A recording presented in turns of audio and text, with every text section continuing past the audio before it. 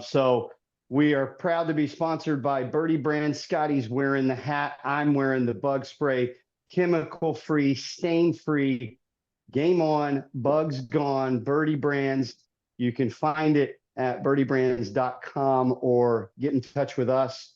Direct message us. We'll tell you how to get in touch with those guys and get you the best bug spray and possibly a great Father's Day gift, 1 ounce bottle. Fits in any golf bag, any travel bag. Birdie Brands, game on, bugs gone. Scotty's got the hat on, and our guest, Paul, has a hat golf inspired. Paul, you want to talk about that hat and the company behind it? Yeah, golf inspired. It's one of my Scottish buddies here in St. Pete. I met him randomly at a Tampa Bay Lightning game back in 2016, and it was one of those, where's your accent from? He's from Scotland, I'm from Scotland, and we hit it off. Little did I know that he was in the golf business too. He's had a couple of different iterations of his business, but right now it's golf inspired. It's an ambassador-driven golf travel company. Obviously, you've got the usuals, Scotland, Ireland, whatever. But he's got South Africa, Mexico, Spain. And if you want to go there, he basically directs you to an expert in that country. And it's not just golf. Obviously, down in South Africa, you've got the safari. Mexico, you've got beaches and all that kind of stuff. Spain, you've got the same. So that's basically it. So he asked me to wear the cap, and I would love to. I mean, he's a good friend of mine, and if I can help him out in any way, then I can. So it'll be a fun partnership, I think. Well, that kind of takes me to about my fifth question that I wanted to ask you, but we might as well jump into it since we started with Scotland. Open Championship this year at St. Andrews.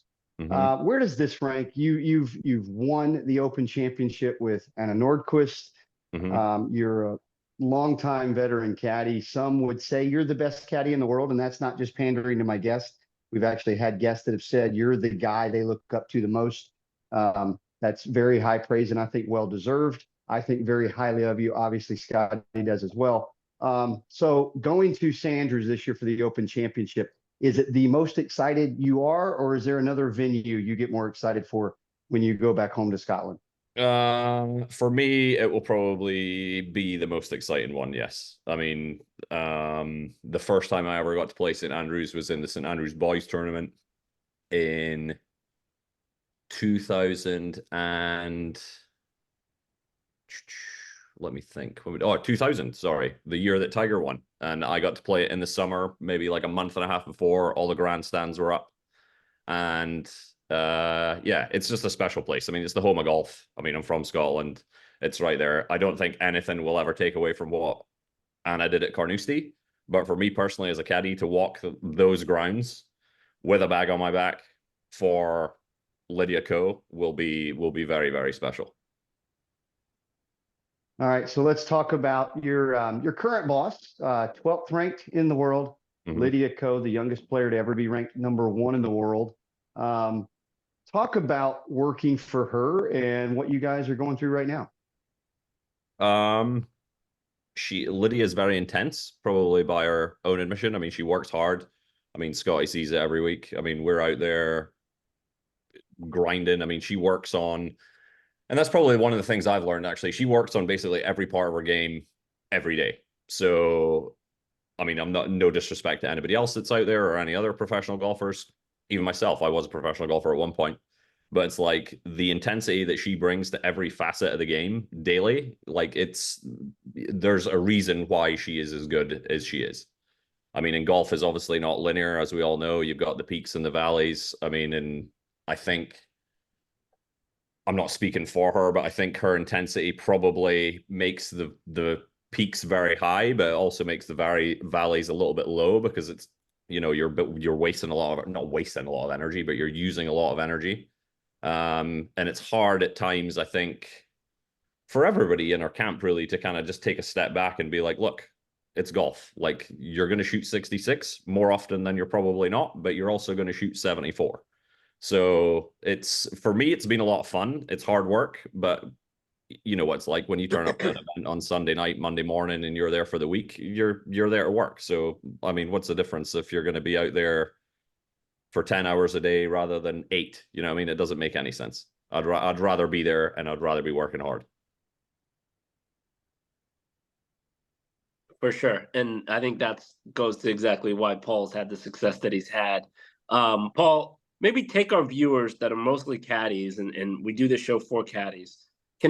Don't give us any state secrets here, but take us under the hood of kind of what your job is, maybe Monday through Wednesday, and how that's changed from an Anna Norquist, from a Catherine Cook to now Lydia Ko. And what are the differences that how you prepare on a golf course for Lydia specifically? Uh, Prep wise, I mean, a lot of when you're walking the golf course, I mean, and you know this, I mean, depending on who you work for, you both know this.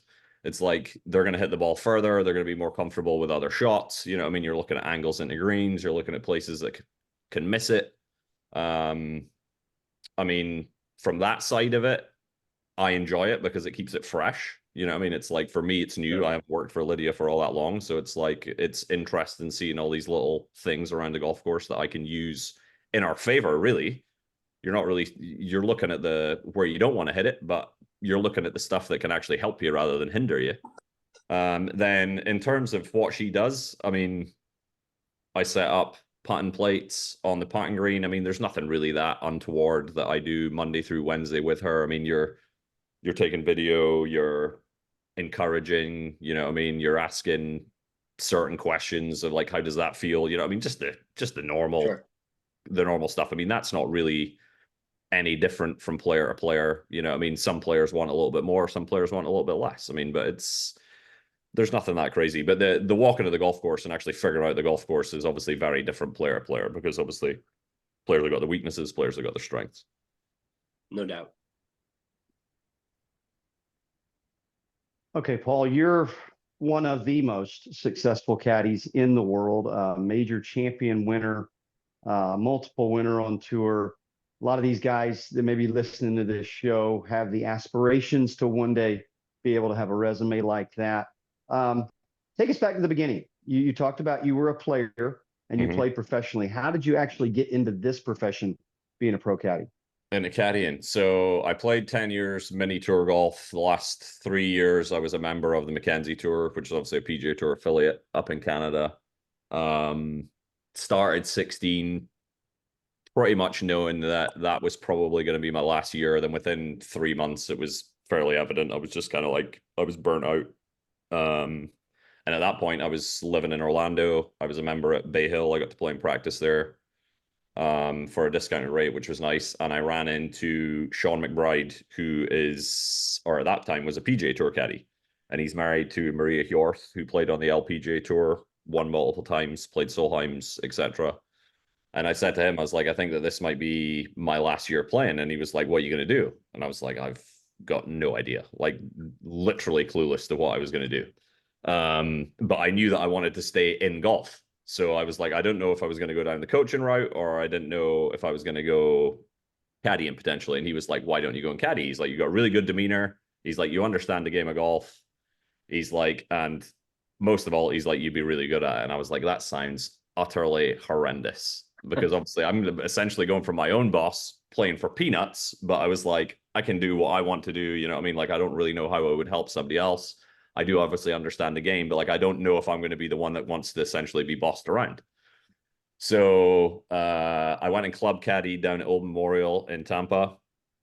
And the more I kind of thought of it, I was like, if I'm going to caddy, instead of caddying for guys that play off 15, like I may as well try and do it for some of the best players in the world. So I eventually went and had a beer with him probably in February or March of 2017. And he was like, right, he's like, if you're going to do it, he's like, you got to do it now. He's like, I've got people lined up that caddy out there, Adam Woodward, Jason Hamilton, Sean Clues, to name a couple. And he was like, I'm going to help you try and get a bag. He's like, but you need to tell me yes. And I was like, all right, let's do it.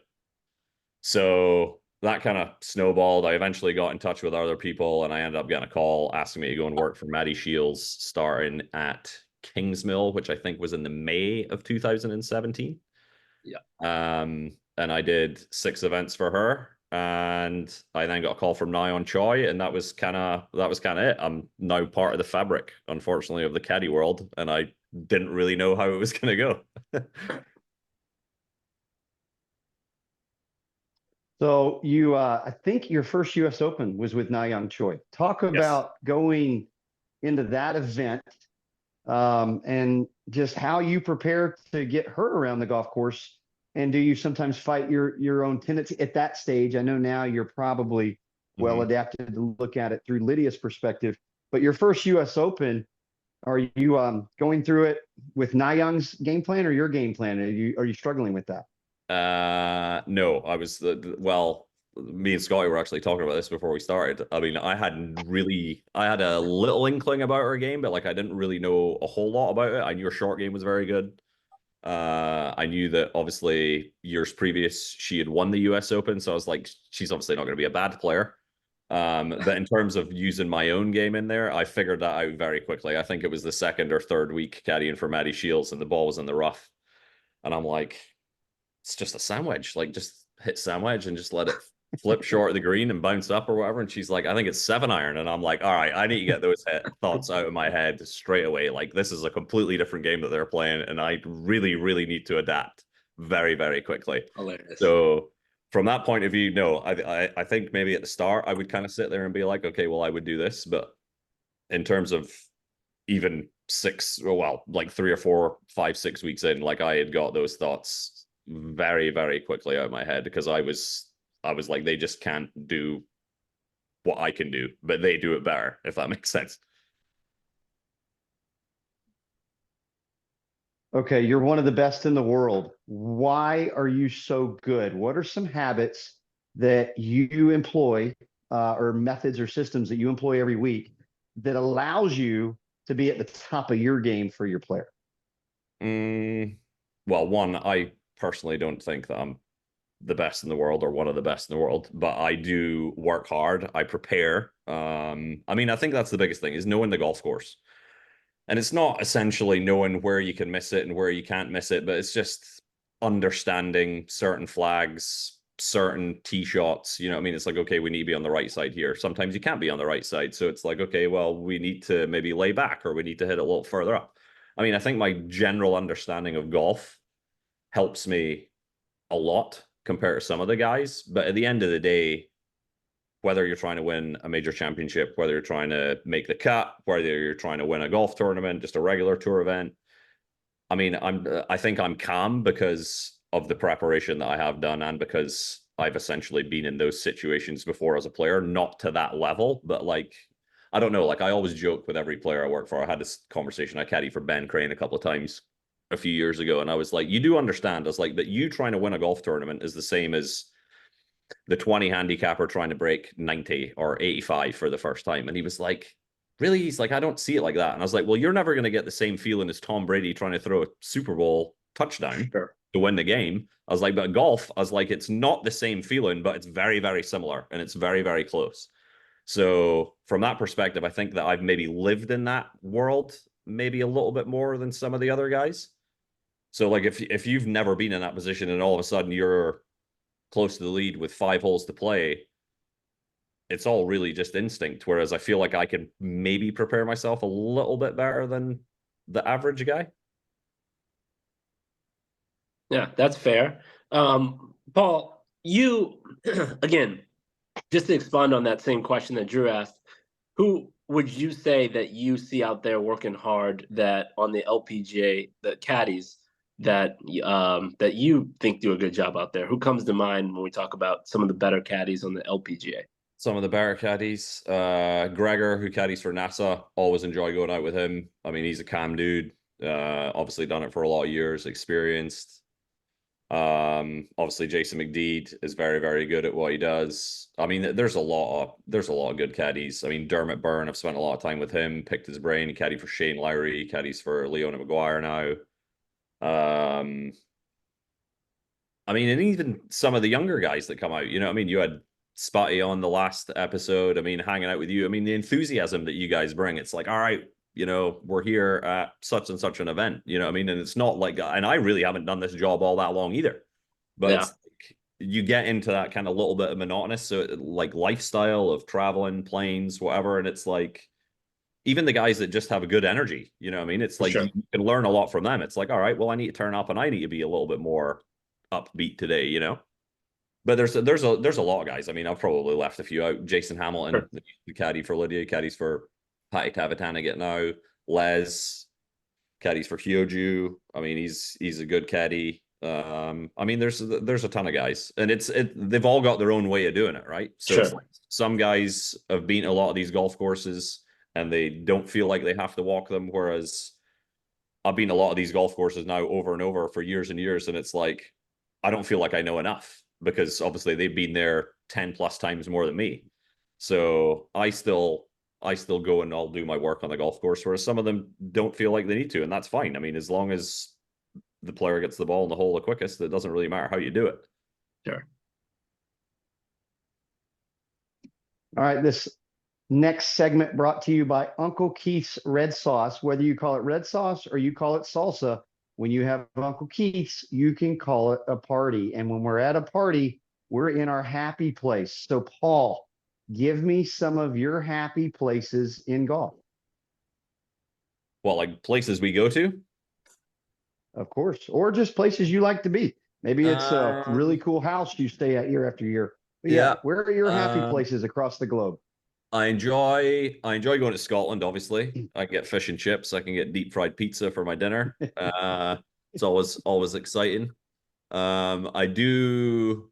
So when I first started caddying, obviously going to the likes of Korea, China, Japan, even New Zealand, I mean, they were never on my list. I was like, I'm never gonna get there. You know what I mean? Because one, when you're playing golf and you're like, okay, well, I'm hopefully going to get to the PGA Tour. They never really went to any of those places. Then all of a sudden, within 6 months of caddying, I'm on a plane to Korea.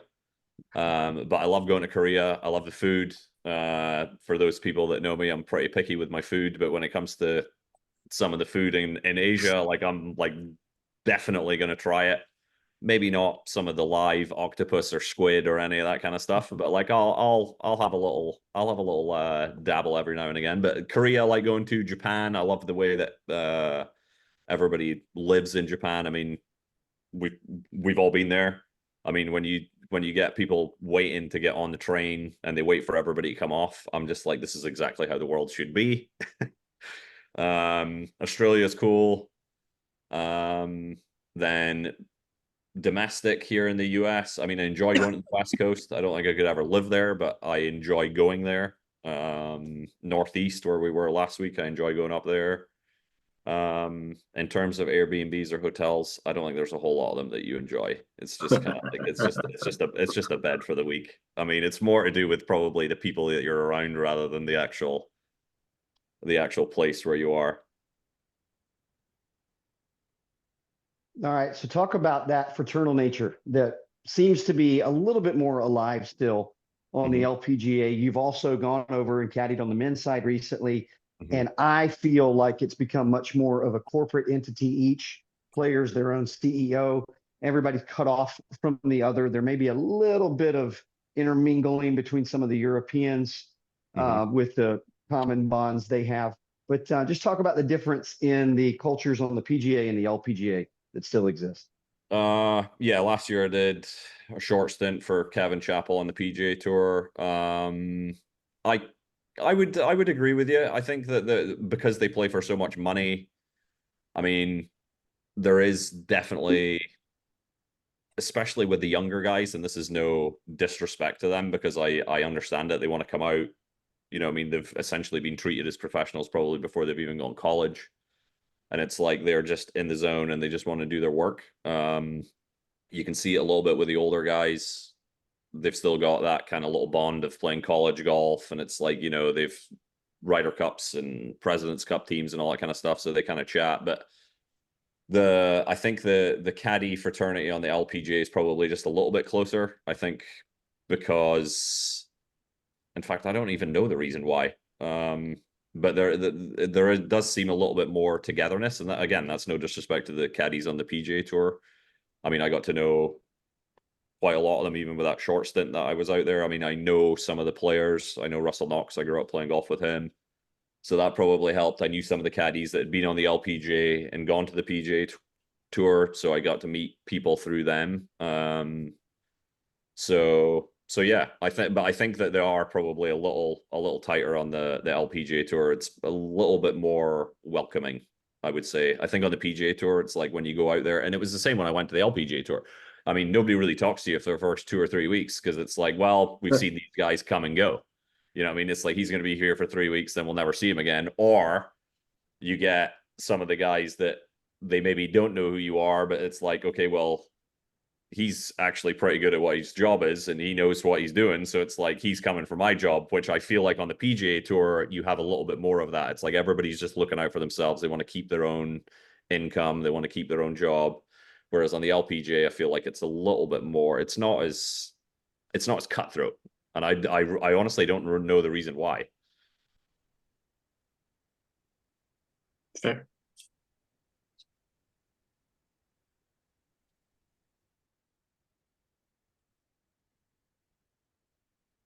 Okay, so we've got major championship coming up next week, about to hit a long stretch of majors when you have the AIG Open, Evian, KPMG in Seattle before those. Talk about this stretch coming up and what we can expect to see from you and your boss, Lydia Ko. So we've got this week off. We do the US Open next week. We actually take 2 weeks off. Then we go to Sahali for the KPMG. Then we play Dow the week after with Danielle Kang. Then we've got a week off. Then we do Evian. So 3 of our next 4 events in that's going to be a 7-week stretch are all going to be majors. Which will be fun. It will be tiring. It will be intense. But I mean, Evian, I think we all 3 of us have been to Evian, I would think, before. It's a slightly different type of golf course. I wouldn't say it's, again, no disrespect to Evian, I don't think it's the toughest of the major golf courses to play. I feel like you can kind of get away with it a little bit more because we play there year after year. We kind of know what to expect. Obviously, it's very weather dependent. Sahali, I've never been to. Very much looking forward to going there. And of course, Lancaster next week. Looking forward. I don't know a whole lot about Lancaster either. So I'm looking forward to going there too. But hopefully we can throw in some good results. Maybe get a W here. Well, definitely something that I wanted to ask you about. Lydia, bronze medal, silver medal, has a chance to go for the Olympic sweep in Paris. No pressure. No pressure at all. All you have to do is win. Yeah. So the bar is set in a pretty good spot for you.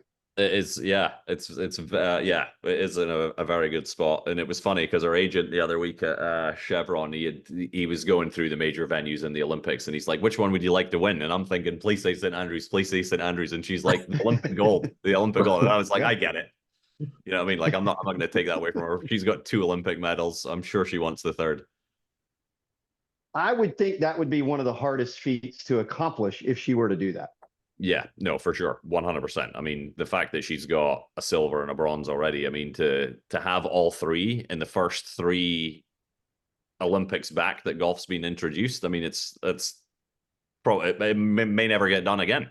Yeah, I wouldn't think just to keep your game at a level over the course of 12 years to qualify for an Olympic team. I think that's hard to do. And we're talking about her trying to go for the Olympic medal sweep, much less be on 3 teams. Yeah, exactly. It's insane. It's absolutely nuts. And I know that there's not a whole lot of strength and depth out of New Zealand for women's golf. I mean, but just the fact that she's managed to keep her bar that high, to, as you said, to basically go into 12 years worth of events, which is only 3, but then have a chance to medal in every single one of them. I mean, it's insane. It's insanity. But that's a testament to her work ethic. And this is women's golf, where a lot of these careers aren't even 12 years. Exactly. So, yeah. Exactly. That's it. I mean, it's just nuts. Well, before we let you go, Paul, one more plug for Golf Inspired. Yeah. So if anybody out there wants to go on a trip, I mean, we've all got that one person that's like, all right, we'll organize a trip to Scotland or Ireland, and it never ever gets done. I mean, get in touch with Sean, golfinspired.com. I actually have a caddy handle that they've set up for me, so they kind of document. I take pictures and videos and give them a little bit of a plug on the area that we're at. So the Instagram there is @InspiredCaddy. It's kind of cool, and all the pictures are actually taken by me. So if you have a problem with it, you can just shout at me for taking bad pictures or bad videos or whatever. But no, it's been a lot of fun. I mean, and for me, it actually. It gives me a little bit more work when I'm at the venues, but it's like I actually have to think about where we are and what we're doing and all that kind of stuff. So it's been fun. It's been fun. It's been a side that I've kind of wanted to get into and kind of do a little bit more with. So now he's kind of given me the platform to do it. But he's got a guy that uploads it all to the Instagram handle. So I just need to send the pictures, and I'm like, right, we're here this week. Well, Paul, thanks so much for coming on and joining us. And I love your insight and always rooting for you. Quick story before I let you go.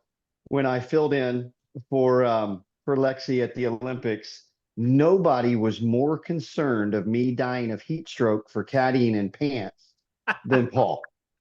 Paul was super concerned, and I felt like it may have even taken away a little of the attention you should have been giving Anna at the time pre-round.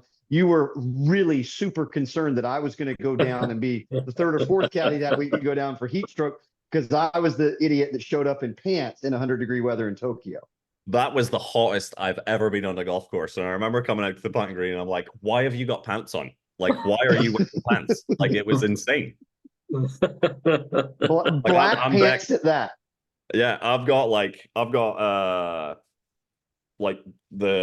the things that the tennis players wear or whatever, and I'm wiping sweat away from my forehead, and you're just standing there in pants, and I'm like, you have got to be so warm. And I was, and fortunately, I think Kyle Morrison and Jason were able to secure me a pair of USA shorts before the tee time, and those probably did save my life, but I felt like you were a big part of that. Yeah, it was. How warm was it though? It was ridiculous. That's the hottest I've ever been on a golf course. Same here. Yeah, it was warm. It was really warm. Maybe Paris won't be quite as warm. I don't think they're expecting that kind of heat wave in August this year. I wouldn't think so. Lydia and her sister went there after Evian last year, and I remember when I started working for Lydia in Canada towards the end of last year, and her sister was like, we went to Paris in July and it was freezing, and I'm like, it's France, it couldn't have been that cold. So I don't know if they just got it on a bad day, but it'll be warm. It just won't be as warm as Tokyo. Scotty, you got any final thoughts here after hosting our buddy Paul? No, but just thanks so much, Paul, for coming on and sharing your insight, sharing kind of what you and Lydia do. And it goes without saying, you're one of the very best at what you do, and for you to join us means a lot for us. So thank you from here. Yeah, no problem at all. Thank you for having me. I don't particularly agree that I'm one of the best, but that's not for me to decide. So I'll just. Well, a lot of people do. A lot of people do. So yeah. We'll leave that at that. We work in a results-oriented business, and your results speak for themselves. So thanks again for coming on, Paul. Thanks, Scotty, for playing hurt today. I really appreciate it. Thanks to Golf Inspired, and thanks to Birdie Brands and Uncle Keith's Red Sauce for sponsoring this show. And thank you for joining us on my side of the bag.